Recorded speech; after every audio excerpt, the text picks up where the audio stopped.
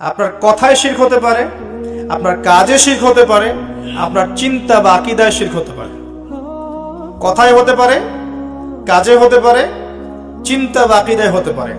যেমন ধরেন, কেউ চিন্তা করছে, বিশ্বাস করে যে আল্লাহ ছাড়া কেউ তাকে পরকালে নাজাত দিতে পারে।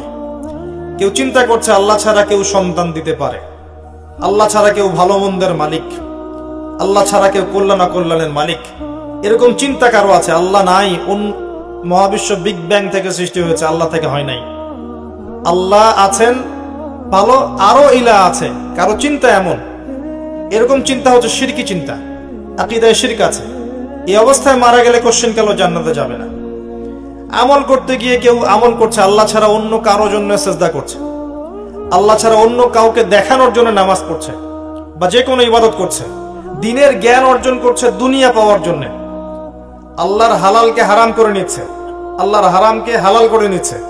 আল্লাহ ছাড়া অন্য কারো নামে কসম করছে, আল্লাহ ছাড়া অন্য কারো নামে নজর মানত করছে, আল্লাহ ছাড়া অন্য কারো জন্য সেজদা করছে, দোয়া করছে, ইত্যাদি ইত্যাদি। এইগুলো কাজের মধ্য দিয়ে সে শিরক করছে। কথা বুঝতে পারছেন? কথার মধ্যেও মানুষ শিরক করে, যে তুমি না থাকলে আমি বাঁচতাম না, তোমার জন্যই সব হয়ে গেল। এই যে বলি তোমাকে ছাড়া বাঁচবো না, ভ্যালেন্টাইন্স অনেকে বলেছে তোমাকে ছাড়া আমি বাঁচবো না, ও শিরক। কথা বুঝতে পারেন নাই? ডাক্তারটা ভালো ছিল বিধায়ে আমার মাকে বাঁচানো গেছে, নাবিক ক্যাপ্টেন ভালো ছিলেন বলেই জাহাজটা ডুবে নাই। কথা বুঝতে পারছেন? যে কেমন আছেন ভাই? জি আপনার দোয়ায় ভালো আছে। এটা বলি না আমরা, আপনার দোয়ায় ভালো আছে। আল্লাহর রহমতে অতঃপর আপনার দোয়ায় ভালো আছে বললে শিরক হবে না। আল্লাহর রহমতে বা আল্লাহর ইচ্ছায় অতঃপর আপনার দোয়ায় ভালো আছে বললে শিরক হবে না ইনশাআল্লাহ। যদি বলেন আপনার দোয়াতেই ভালো আছে, শিরক হয়ে যেতে পারে। কে আপনার উপকার করলো? আপনি বললেন যে আল্লাহ এবং আপনি আমার উপকার করেছেন, আল্লাহ এবং আপনি আমার উপকার করেছেন, শিরক হয়ে যাবে। যদি বলেন আল্লাহ অতঃপর আপনি, আল্লাহ অতঃপর আপনি উপকার করেছেন, শিরক হবে না। খুবই কেয়ারফুল থাকতে হবে কথা বলার সময়। আর আমরা তো এখন রাশিফলে বিশ্বাস করি না? রাশিফল, টিয়া পাখি, কবিরাজ, তারপরে ভবিষ্যৎবাণী, কত কিছুতে বিশ্বাস করি। আমাদের আকীদা তো কবে নষ্ট হয়ে গেছে আমরা জানি না। তো কথায় এক নাম্বার কিসে? কথায়, দুই নাম্বার কাজে, তিন নাম্বার আকীদায়। এই তিন ভাবে শিরক হতে পারে। তো আল্লাহ পাক আমাদেরকে যাবতীয় শিরকের পাপ থেকে বাঁচিয়ে রাখুন। একটা বইয়ের নাম বলছি আমি, বইটা আপনারা যে কোনো বড় বড় লাইব্রেরিতে পাবেন ইনশাআল্লাহ। কিতাবুত তাওহীদ। কি নাম? কিতাবুত তাওহীদের অনেকগুলো ভার্সন আছে এবং অনেক বড় বড় স্কলার এই বইটাকে শারাহ বা ব্যাখ্যা লিখেছেন। এখানে আপনি দেখবেন শিরকের বিভিন্ন ক্লাসিফিকেশন আছে, কি কি করলে শিরক হয়, কি কি বললে শিরক হয়, সব দেয়া আছে। অনেকে হাতে আংটি পড়ে না রোগ ভালো হওয়ার জন্য, আংটি রোগ ভালো করে। অনেকে হাতে বালা পড়ে না, বালা, হাতে বিষ ব্যথা, বালা পড়লে ভালো হয়ে যায়। বিশ্বাস না এরকম? কোমরে মাদুলি ঝুলায় না। এমনকি অনেকে দেখবেন যদি কেউ এই নিয়াতে গলায় তাবিজও দেয় যে এ আমার রোগ ভালো করে দিবে, এই উদ্দেশ্যে যে আমার রোগ ভালো করে দিবে, তাও শিরক হবে। যদি তাবিজটা কোরআন দিয়েও লেখা হয় কিন্তু আপনার বিশ্বাস যে এই আমার রোগ ভালো করবে, এই তাবিজ কি করবে? আমার রোগ ভালো করে দিবে, শিরক হয়ে যাবে। কোনো কিছু করার ক্ষমতা নাই। কার আছে ক্ষমতা? আল্লাহর। মাধ্যম আপনি অবলম্বন করতে পারেন যে সেগুলো যেগুলো বৈধ। যেমন অসুস্থ হলে নবী সাল্লাল্লাহু আলাইহি ওয়াসাল্লাম চিকিৎসা করতে বলেছেন। কি করতে বলেছেন? আপনি চিকিৎসা করলে শিরক হবে না, কারণ আপনি চিকিৎসা করছেন সুন্নাহ উপর আমল করার স্বার্থে। নবী করিম সাল্লাল্লাহু আলাইহি ওয়াসাল্লাম চিকিৎসা করতে বলেছেন, আপনি চিকিৎসা করবেন। কিন্তু যদি বিশ্বাস রাখেন যে এই ওষুধ খেলেই রোগটা আমার ভালো হবে, এটাও শিরক হয়ে যাবে। খেলেই ভালো হবে এমন নয়, আল্লাহর হুকুম হলে পরে ভালো হবে ইনশাআল্লাহ। এমন অনেক রোগী আছেন যাদের একটা রোগ আছে, সেম রোগ আরো অনেক রোগীর আছে। দেখবেন 50 জনের ভালো হয়েছে, বাকি 50 জনের ভালো হয় নাই। একই মূলনীতি মানলে বাকি 50 জনের কেন ভালো হলো না? কি সমস্যা? একই ওষুধ তো খেয়েছে। আল্লাহর কি লাগবে? হুকুম লাগবে। আল্লাহর হুকুম ছাড়া কাজ করবে না। আল্লাহর হুকুম ছাড়া প্রকৃতি নড়ে না। তো যে কথাটা বলতে গিয়ে এখানে আসলাম যে সূরা কাফিরুন যদি আপনি তেলাওয়াত করেন ঘুমানোর আগে, আল্লাহ পাক আপনাকে শিরকের পাপ থেকে বাঁচিয়ে রাখবেন ইনশাআল্লাহ আযজা ওয়া জাল। আর এটা সবচেয়ে বড় পাপ। ইন্না শিরকা লাযুলমুন আযীম, শিরক সবচেয়ে বড় জুলুম। আর জুলুম কিয়ামতের মাঠে জুলুমাত হয়ে আসবে, অন্ধকার হয়ে আসবে। আল্লাহ পাক আমাদের সবাইকে শিরকের পাপ থেকে বাঁচিয়ে রাখুন, আল্লাহুম্মা আমিন। তো ভাই, তিলাওয়াতের কথা বলতে গিয়ে এতগুলো কথা এসেছি। আল্লাহর ওয়াস্তে কোরআন তেলাওয়াত করতে শেখেন, এবং কোরআন তেলাওয়াত করা শিখলে পরে আপনি হাদিসের বইগুলোও কিন্তু পড়তে পারবেন, যেগুলোতে জবরজের পেশ দেয়া আছে এগুলো পড়তে পারবেন না? এবারত যেগুলোতে দেয়া নাই সেগুলো হয়তো পড়তে পারবেন না। এখন অনেক প্রকাশনা বের হয়ে গেছে যেগুলোর মধ্যে জবরজের পেশ দেয়া আছে, নিচে অনুবাদও দেয়া আছে, আপনি চাইলে কিন্তু পড়তে পারবেন হাদিসের বইগুলো। মূল বই না, এগুলো হচ্ছে বিভিন্ন প্রকাশনার বই, এগুলো কিন্তু মূল হাদিসের বই নয়। আর মূল এবারত না পড়া শিখলে আপনি বড় বড় বইগুলো পড়তে পারবেন না, এবং এই যে গবেষণামূলক যে পড়াশোনা এটা করতে পারবেন না। এটা অনেক উঁচু লেভেলের পড়া, এর জন্য মাদ্রাসায় অনেক সময় দিতে হয়, আলেম ওলামার কাছে বছরের পর বছর বসে থেকে এগুলো শিখতে হয়। এটা পরের সাবজেক্ট। অ্যাটলিস্ট আপনি তেলাওয়াত করার জন্য যেটা প্রয়োজন সেটা শেখেন এবং নিয়মিত কোরআন তেলাওয়াত করেন। এটা আমার অনুরোধ। আল্লাহ পাক আপনাদের সবাইকে নিয়মিত কোরআন তেলাওয়াত করার তৌফিক দান করুন, আমিন। আমাকেও দান করুন, আমিন।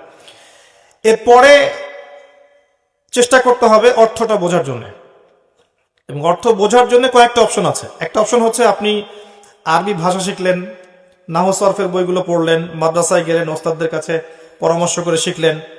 শেখার পরে আপনি তাদের সাথে নিয়মিত যোগাযোগ রেখে কোরআনের অনুবাদগুলো শিখছেন, এটা একটা অপশন। আর কারো এই সুযোগ নাই, হয়তো জেনারেল লাইন দীর্ঘদিন পড়াশোনা করেছেন, এখানে যাওয়ারও সুযোগ নাই, তাদের জন্য অপশন হচ্ছে বিশুদ্ধ কোনো তাফসিরের বই নেন। আপনি যে তাফসিরটাকে বা অনুবাদটাকে, বঙ্গানুবাদকে বিশুদ্ধ মনে করছেন, যেটা আপনার কাছে ভালো মনে হয় সেটাই কেনেন। কিনে প্রতিদিন 10টা 20টা 30টা করে আয়াতের অর্থগুলো দেখেন, অ্যাটলিস্ট অর্থগুলো দেখেন। আমি বলছি না যে অর্থগুলো জানলে আপনি মুফতি হয়ে যাবেন, ব্যাপারটা এমন নয়। শুধু জানার জন্য দেখেন যে আল্লাহ পাক সেখানে কি বলেছেন। অর্থটা না বুঝলে আপনি কোরআনের মূল মেসেজটা পাবেন না, এবং অর্থ বুঝতে গিয়ে আপনি অনেক কিছুই বুঝবেন না। তখন সরাসরি আলেমদের কাছে আসবেন, জিজ্ঞাসা করে জেনে নেবেন, পারা যাবে ইনশাআল্লাহ। ইনশাআল্লাহ তাফসিরে জালালাইন আছে, মাআরিফুল কোরআন আছে, তাফসির ইবনে কাসির আছে, যেটা আপনার কাছে ভালো মনে হয় কিনেন, বা একাধিক তাফসির কিনেন, বাসায় নিয়মিত একটু পড়াশোনা করেন। ইনশাআল্লাহ দেখবেন আপনি কোরআনের হয়তো 100% বুঝতে পারছেন না, 20%, 30%, 40% বুঝতে পারবেন ইনশাআল্লাহ। এটাও কিন্তু কম নয়, এটাও কম নয়। আল্লাহর কিতাবের 50% আপনি বুঝতে পারছেন, এটাও কিন্তু কম নয়। যতটুকু বুঝবেন এতটুকুর উপরে আপনি মানুষকে দাওয়াত দিতে পারেন। যেটা আপনি বুঝতে পারছেন না সেটা আলেম ওলামার কাছে যাবেন, জিজ্ঞাসা করবেন, তারপর জেনে নেবেন। আর সারা জীবন পড়াশোনা করলেও কোরআনের জ্ঞান শেষ হবে না, হবে? শতাব্দীর পর শতাব্দী যদি আমরা পড়াশোনা করি তারপরেও কিন্তু কোরআনের জ্ঞান অর্জন করা শেষ হবে না। তারপরেও কি জ্ঞান অর্জনের পথ ছেড়ে দিবেন? পড়াশোনা করবেন, নিয়মিত পড়াশোনা করবেন। আল্লাহ পাক তৌফিক দান করুন, আমিন। আরেকটা কাজ আছে যে আদেশ নিষেধ মানা। কোরআনের অনেক আদেশ আছে, অনেক নিষেধ আছে, এগুলোকে মানার চেষ্টা করা। কারণ আমরা মানুষ খুব দুর্বল প্রাণী, আমরা একসাথে সব আদেশ নিষেধ মানতে পারি না। পারি? এটা সম্ভব না। এমন কোন মানুষ আছে পৃথিবীতে যে বলতে পারবে যে আমি কোরআনের সব আদেশ মানি, সব নিষেধ বর্জন করি? পারবে? বলা এত সহজ না। এটা আমার মনে হয় না আমরা কেউ করতে পারি, এত সহজ না। নবী করিম সাল্লাল্লাহু আলাইহি ওয়াসাল্লাম করে দেখিয়েছেন, দেখেন নাই? নবী সাল্লাল্লাহু আলাইহি ওয়াসাল্লামের চরিত্র সম্পর্কে জিজ্ঞেস করা হচ্ছিল আয়েশা রাদিয়াল্লাহু আনহাকে, যে তার চরিত্র কেমন ছিল। তিনি বলছেন তার চরিত্র ছিল কোরআনের মতো। কার মতো? কোরআনে যা আছে তাই তার চরিত্র। আর আমরা আদেশ নিষেধ মানার ক্ষেত্রে অনেক সময় কিছু পারবো কিছু পারবো না, তাই বলে ছেড়ে দেয়া যাবে না, চেষ্টা করতে হবে যতটা পারা যায়। যেমন সবচেয়ে বড় আদেশ আল্লাহ তাওহীদে থাকা, চেষ্টা করতে হবে শিরকে না যাওয়ার, তাওহীদে থাকা। সবচেয়ে বড় আদেশগুলোর মধ্যে একটা হচ্ছে সুন্নতে থাকা, চেষ্টা করতে হবে নবীর সুন্নতে থাকা, এর বাইরে না যাওয়া। যদি চলে যাই তওবা করে ফিরে আসা। অনেক বড় আদেশ হালাল খাওয়া, চেষ্টা করতে হবে হালাল খেতে। যদি না পারি কোনো কারণে, বাধ্য হয়ে যাই, আল্লাহর কাছে দোয়া করতে হবে, আল্লাহ আমার জন্য হালাল রিজিকের পথ প্রশস্ত করে দাও, আমি হারাম থেকে তওবা করে ফিরে আসতে চাই। পারা যাবে না? অনেক বড় আদেশ পর্দা, চেষ্টা করতে হবে খাস পর্দায় থাকার। যদি কোনো কারণে ছুটে যায়, আবার তওবা করে ফিরে আসতে হবে। পারা যাবে না ইনশাআল্লাহ? কোরআনের বড় বড় আদেশ, যেমন পিতামাতার খেদমত করা, মুসলিম উম্মার মধ্যে ঐক্যের চেষ্টা করা, বিভক্তি না ছড়ানো, জ্ঞান অর্জন করা, বড় বড় আদেশ, আল্লাহ রসুলের আনুগত্য করা, কোরআনের বিধিবিধান মেনে চলা, মানুষকে কোরআনের পথে ডাকা, ঈমান আনা, আমলে সালেহ করা, হকের দাওয়াত দেয়া, সবর করা, আত্মীয়তার সম্পর্ক বজায় রাখা, সত্যের উপর থাকা, সত্য বলা, অনেক আদেশ আছে। সবগুলো আদেশ যদি আমরা পালন করতে নাও পারি, চেষ্টা করতে হবে যতটুকু পারা যায় ওই পারা অংশটুকু নিয়েই ইনশাল্লাহ পরকালে আমরা উঠবো ইনশাআল্লাহ তাআলা। আল্লাহ চাইলে আমাদের সমস্ত সগীরা গুনাহ মাফ করে দিতে পারেন, যদি আমাদের মধ্যে কবিরা গুনাহগুলো না থাকে। আল্লাহ পাক আমাদের সমস্ত সগীরা গুনাহ মাফ করতে পারেন যদি কবিরা গুনাহ না থাকে। একই সাথে যে নিষেধগুলো আছে এগুলোকে বর্জন করার চেষ্টা করা। যেমন সবচেয়ে বড় নিষেধ শিরিক করা যাবে না, সবচেয়ে বড় নিষেধ বিদআতে যাওয়া যাবে না, কুফরি করা যাবে না, হারাম খাওয়া যাবে না, সুদ নিষেধ, জিনা ধার কাছে যাওয়া নিষেধ, ধার কাছে যাওয়াও নিষেধ। আর আমরা তো ওটাকে বানিয়েছি কাছে আসার গল্প, তাই না? জিনার ধার কাছে যাওয়াও নিষেধ। অপবাদ, ব্যভিচার, বেহায়াপনা, অশ্লীলতা, সুদ, ঘুষ, দুর্নীতি, চুরি ডাকাতি সব নিষেধ না? মিথ্যা বলা, মিথ্যা অপবাদ দেয়া, জুলুম করা, কারো উপর অন্যায় অত্যাচার করা, এগুলো নিষেধ না? চেষ্টা করতে হবে সমস্ত নিষেধ বর্জন করার জন্য। যদি না পারি, ভুল হয়ে যায়, তওবা করে আবার ফিরে আসতে হবে। ভুল হয়ে গেলে আবার তওবা করতে হবে, আবার ভুল হলে আবার তওবা করতে হবে, তওবা করতেই থাকতে হবে। যতবার ভুল হবে ততবার তওবা করে ফিরে আসতে হবে। পারা যাবে ইনশাআল্লাহ? নবী সাল্লাল্লাহু আলাইহি ওয়াসাল্লাম দিনে 100 বার তওবা করতেন। কতবার? তার কি গুনাহ ছিল? তার কোনো গুনাহ ছিল? তার সামনেও কোনো গুনাহ ছিল না, পিছনেও কোনো গুনাহ ছিল না, তারপরেও তিনি দিনে 100 বার তওবা করতেন। বলেন সুবহানাল্লাহ। আমরা দিনে 100 বার পড়তে পারি না আস্তাগফিরুল্লাহ ওয়া আতুবু ইলাই? পারা যাবে না? কতক্ষণ সময় লাগবে পড়তে? 5 মিনিট? 5 মিনিটও লাগবে না। আস্তাগফিরুল্লাহ ওয়া আতুবু ইলাই 100 বার পড়তে 5 মিনিট লাগবে? দিনে কয়েকটা আমল করবেন, কিছু পারেন না পারে আমি শিখিয়ে দিচ্ছি, যেগুলো আমি চেষ্টা করি সেটা আপনাকে বলবো, না হলে আমি বিপদে পড়ে যাব। খুব সহজে 100 বার সুবহানাল্লাহ পড়া যায়? পড়া যায় না? কাজ করতে করতে পড়া যায় না? গাড়ি চালাচ্ছেন পড়া যায় না? যায়, কিন্তু বাইক ড্রাইভ করছেন পড়া যায় না? ট্রাফিক জ্যামে বসে আছেন পড়া যায় না? সময় কাজে লাগান, 100 বার সুবহানাল্লাহ পড়তে পারবেন? আমল নামায় 1000 নেকি হবে। আমল নামায় 1000 নেকি হবে। বেশি বেশি পড়তে পারবেন? লা ইলাহা ইল্লাল্লাহ পড়া যাবে? 100 বার পড়া যাবে? সুবহানাল্লাহি ওয়া বিহামদিহি সুবহানাল্লাহিল আযীম পড়া যাবে?